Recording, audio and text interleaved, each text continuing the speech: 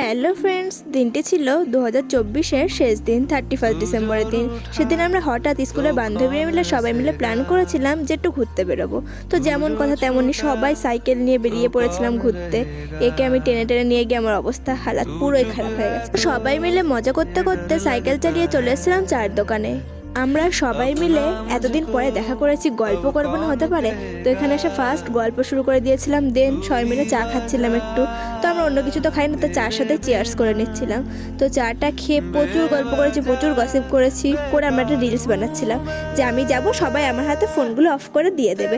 তো সেটাই করছিল, সবাই আমার হাতে ফোনগুলো অফ করে দিয়ে দিচ্ছিল। স্কুলে ছিল প্রচুর বন্ধু বান্ধবী, কিন্তু তার মধ্যেই আমরা 10 জনের গ্রুপটা ছিল খুবই আলাদা, তাই এখনও সেই গ্রুপটা আছে আমাদের। তো চা খাওয়া শেষে সবাই আমার হাতে টাকা দিচ্ছে, মনে হচ্ছে আমি সবার কাছে ভিক্ষা যাচ্ছি।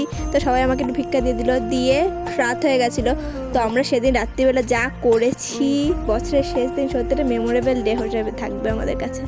সেদিন এমনিতেই বছর শেষ দিন সব জায়গায় পিকনিক হচ্ছিল, তার মধ্যে আমরা সবাই এক গ্যাং ধরে বেরিয়েছি। যা করেছি সারা রাস্তা জুড়ে। চলো আজকের মতো টাটা, দেখা হবে নেক্সট ব্লগে।